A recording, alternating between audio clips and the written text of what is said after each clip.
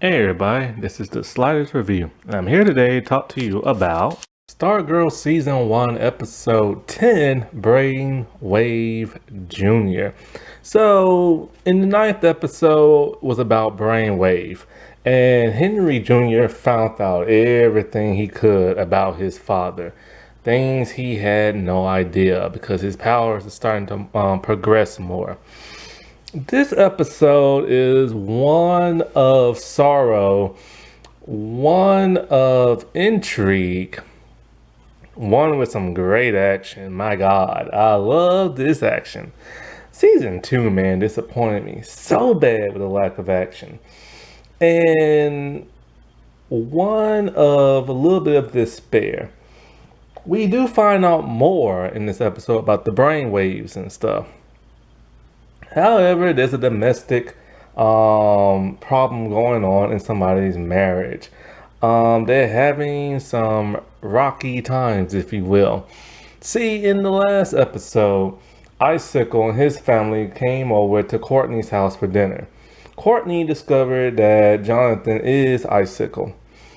And towards the end, when Courtney was down in the basement with the staff talking to Pat, in comes Courtney's mother, to the shock and dismay of them both. So this episode starts off with how Pat and how Courtney's mom, whose name I actually don't even know, met. They met in the diner in Blue Valley where the waitress always it's almost time to close. Y'all want anything to eat? And they both said they want a banana split at the same time, sitting tables apart. So, of course, that started it all. It was love at first sight and love at first banana split bite. Because the waitress only had like one banana left. So they shared it. Like Lady in the Tramp without the spaghetti, kissing and everything. So after that, of course, they got married and stuff like that. So this was a nice setup for the big breakup. And boy, was it big. She was pissed. She was fuming. She was mad. And so Courtney's trying to explain everything. She's all like, my dad was Starman and everything. And I'm a superhero too, and blah, blah, blah, blah. And mom's just like, what are you talking about? And so they explain how, the villains in Blue Valley and this and that. And Courtney constantly just saying, my dad is Starman and I have to avenge him. You know how she gets with that. And so her mom makes her go to her room because she is now grounded. And so she tells Pat, when Courtney came banged up, was that really a car accident or that from superhero stuff? And Pat has to tell the truth. And she tells Pat, get out her house. Like literally. So, yeah. Pat is beyond in the doghouse. He can't even sleep on the couch. So he's packing his stuff. His son comes down and he's all like he's gonna sleep in the garage. And then in the morning, he's gonna come get his son and everything because I guess it's over. But his son wants to stay with his dad. That's his dad, you know what I'm saying? And the other people are just extended family through marriage. So his dad agrees, and we see them in the morning, and we see the son sleeping in the back of the car. And that's pretty sad, man. Like, even the son had to, like, get out and stuff. And so, in the next morning, Courtney is talking to her mom, and so something happened. See, the staff came to Courtney at night, and Courtney told the staff, I can't play tonight because, my mom's pissed. Well, the staff went out anyways, and without Courtney, because it wanted revenge on, like, Icicle. It could sense him and everything. I have to say, the lack of staff sentient was really depleted in season 2. The staff barely reacted. The staff barely did anything on its own. The staff barely like did anything other than making Courtney do whatever the staff wanted, or without doing whatever Courtney wanted. I mean, and so that was kind of sad. Like a lot of people keep saying season 2 is exactly the same as season 1. No, it is not. Watch them, like watch both these seasons back to back. You'll see it is like night and day. Like there is a huge difference in season 2 for a lot of different reasons. And that's because it's now fully part of the CW and everything. And so like I'll get into what happened to the staff later. So Courtney wakes up. She can't find the staff, and she asks her mom that she get rid of it, and she's all like, Pat probably took it. And so, like, Courtney and the mom are still talking some more, and the mom is all like, pack your stuff, we're moving from Blue Valley. If this city is really that dangerous, then we don't need to be in it. And so she keeps talking about, my dad, Starman. The mom could have shut her up right then and there by being all like, look, I ain't exactly a hoe. I ain't been sleeping around. I did not mess around with Sylvester Pilmington or whatever his name is. And so like that's all the mom had to say. But she doesn't. And I could literally just shut her up then and there. So anyway, let's get to the staff. So in the last episode, Henry was like, finding out stuff about his dad. And he found all these tapes and he started watching it, and he found out how his dad got powers, what his dad did with those powers, and all this other stuff. So Jonathan comes to visit Brainwave, which before then, Henry overheard his dad talking in his sleep. Oh wait, crap, I forgot to mention what happened. So anyway, last episode also, a lawyer came to see the dad and wanted to take him off life support because the lawyer wanted to steal the money. At this point in time, Henry is starting to believe everybody is evil because he can read everybody's thoughts and how evil they are. After hearing how the lawyer wanted to kill his dad, he murders him with a huge brain blast. This wakes his father up. So then in the next episode, he overhears his dad talking in his sleep. Something about Starman, his wife, and something. So he rushes home to watch the rest of the tapes. Like, seriously, Brainwave is very thorough. He literally makes a videotaping of himself every day. So now he's on day like 3,000 and something. And he's talking about his wife. And talking about how Icicle has basically he screwed up and he called the JSA to go after the ISA. So now they have to fight them and they end up killing everybody, even Starman. This has upset Mary, his wife, because Starman and Mary are brother and sister.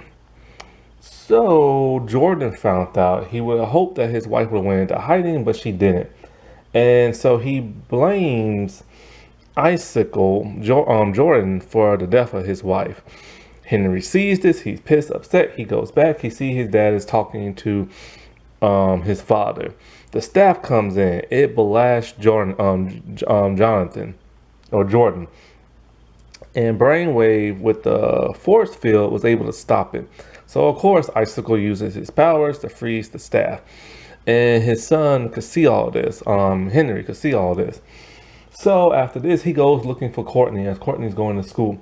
He finds her, and then he tells her everything that happened.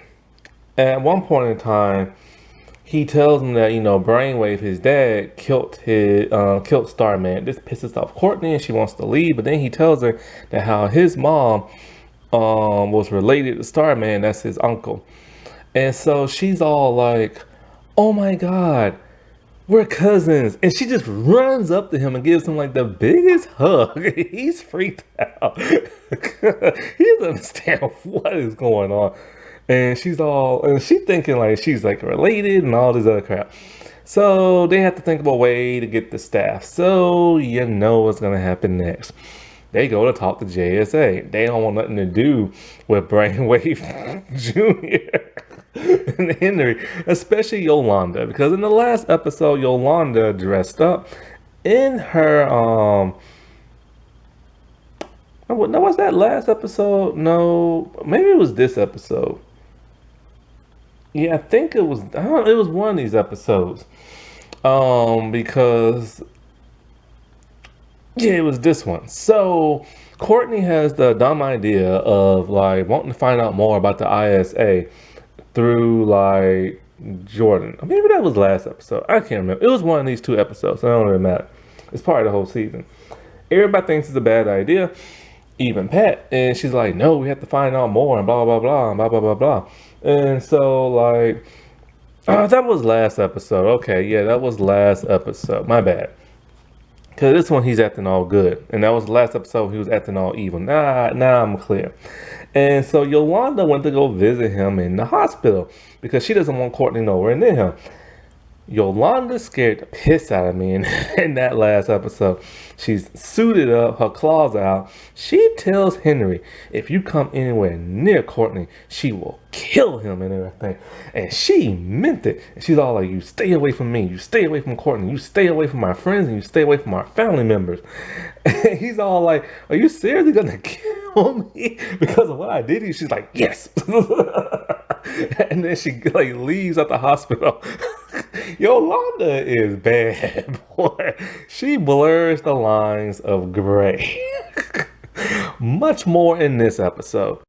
So the JSA is all like, they don't want to hang with Henry because, see, here's the thing. Henry dad, when he woke up, he lost the last 10 years of his memory. And he doesn't remember nothing. So they all like, look, when his dad remembers who he is, he's going to kill you first and he's going to kill all us second. And so they don't want to work with him, but Courtney convinces them. So they decide they're going to do it. So they all suit up and they go down in the tunnel system to go to like the laboratory and like, get the staff back. Well, at this point in time, it's just Dragon King. And so that's Cindy's dad. Cindy is locked up in a room, a teeny tiny room, after what she did last time. And her room is literally the size of a tiny walk-in closet you just put clothes in. And the only thing in there is a bed and a bucket to poop in. And she's constantly like begging her father to let her out. I like the way she begs, man. It's cute and everything. It's so adorable. And she keeps calling him daddy and let me out. But then she's all like, I'll kill you. And then she reveals she did murder her mother. She's all like, I killed my mother and I'll kill you too. And then so he just walks up to her and talks to her and stuff like that. She is vicious and evil, man. So anyway, while down the tunnel, they can't decide on who gets to split up with who. But eventually it's Yolanda, Wildcat, Stargirl, and Brainwave Jr. And so also it's... And the other team, of course, it's Our Man and it's Dr. Midnight. Those two always get partnered up, especially in the same episodes. Like, whenever those two have character development, it's always in the same episode. They need to just separate those two, have an individual character development episode, but they never do. And so, like, they're sneaking around and they see... what's his name? Dragon King and his minions. Well, Beth and Rick, they see Solomon Grundy, which of course infuriates Rick. So he's getting ready to dish out some revenge. And so Cindy lets her dad know that Stargirl and the others in the room spying on them. She's all like, Daddy, let me out. Let me kill her. Let me kill her for you. No, don't you kill her. Let me kill her. Cindy, man, I swear. It's an epic battle. It's an awesome battle. The choreography is amazing. So Brainwave Jr. is using his telepathy to like, thrash like the bad guys, toss them around the room. It's awesome. It's great to see him work with the heroes, because in the comic books, he's actually is a superhero and stuff. And with a costume and everything. And so Stargirl, she's fighting with like a spear and everything, but Yolanda, my my God, the choreography on Wildcat was amazing. For a woman who says she like is religious and doesn't want to kill, she is slashing and gashing these minions with her claws to where they are out dead. Now, the minions, I think there's some type of like weird, like I don't know, like scientifically chemical engineered type like minions. I don't think they're real. They're just like a bunch of drones, which is what he called them before. So they're sentient, but they don't have no real personality or no nothing that makes them like real. You know what I'm saying? They're basically just like walking clones or something like that. And she is slashing the crap out of them. And so Courtney, she's fighting a couple of them. Her and Yolanda are doing like this cool tag team thing. And then, of course, Stargirl goes after Dragon King by himself. And I think he's fighting with a sword. And it's a cool battle, but he chops her spear in half. And she's a little worried while she's on the floor. And so Yolanda, she knows that Courtney needs that staff, which is high above and like chains and like a little cage. Oh my God, the choreography on Yolanda climbing the wall, flipping around, and getting that staff was beautiful. She does some kind of weird acrobatic move. She flips around. She cuts the chain on like the cage. She drops to the ground, and while she drops to the ground, she claws the cage and frees the staff and gives it to Courtney just in time. Courtney is now holding her own to the best of her ability with the staff because she got her little buddy back.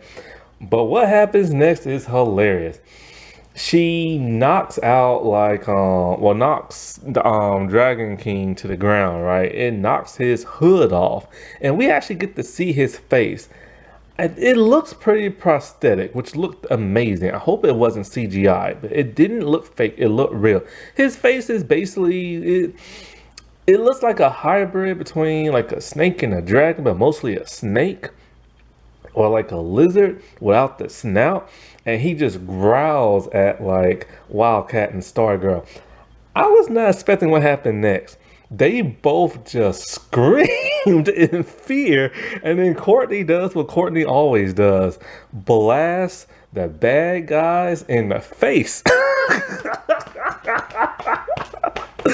This is like the third time, no, the fourth time she's done this.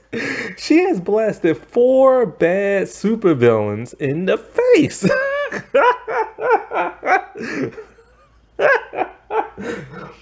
So, after getting the staff back and everything, they hightail it on out of there. And by this time, Rick is so pissed he's trying to open the door to Grundy but can't, and Beth convinces him that they need to leave, and then some minion come and he finally gets to do something heroic. He punches one and knocks out like all the others and stuff.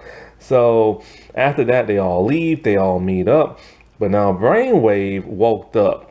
Before Yolanda and them left, Henry tried to wake his dad and was able to. And he's all like, oh no, they brainwashed you again. He's like, no, this is who I always been and stuff.